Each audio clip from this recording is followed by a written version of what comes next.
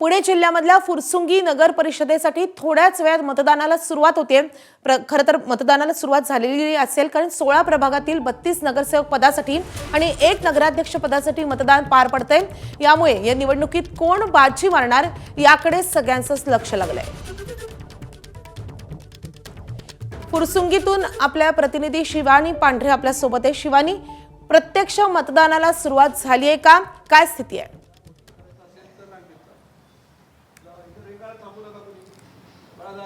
माधवी, काही वेळाच्या आधीच या मतदानाला सुरुवात झाली आहे। माझ्या मागे हे मतदान केंद्र आहे आणि याच मतदान केंद्रावर सध्या मतदान पार पडतंय।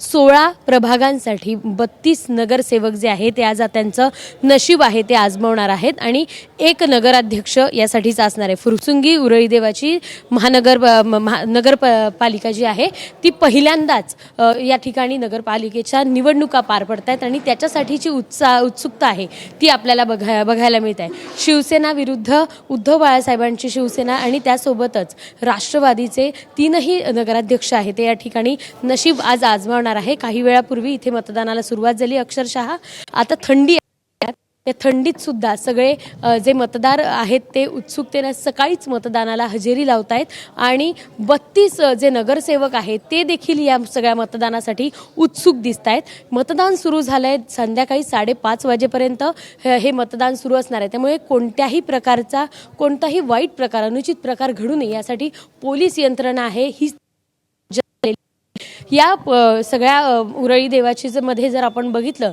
तर राष्ट्रवादी, शिवसेना उद्धव बाळासाहेब ठाकरे आणि शिंदेची शिवसेना या तीन पक्षाकडनं 3 नगराध्यक्ष आहे ते आज नशीब आजमावणार आहेत आणि अर्थातच दिवसभर हे मतदान सुरू असणार आहे आणि या मतदानाची पहिल्यांदाच होणार आहे फुरसुंगीतल्या मतदानाची उत्सुकता आहे ती मतदार राजांमध्ये पाहायला मिळत आहे। सकाळीच या मतदान केंद्रावर आहे या सगळ्या मतदारांनी गर्दी काही प्रमाणात केल्याचं पाहायला मिळते। माधवी, नक्कीच थंडीच्या या कडाक्यातही फुरसुंगीकर मतदानासाठी मोठ्या संख्येने बाहेर पडलेले दिसतात।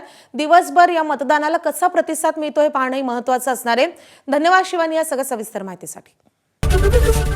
एबीपी माझा, उघडा डोळे बघा नीट।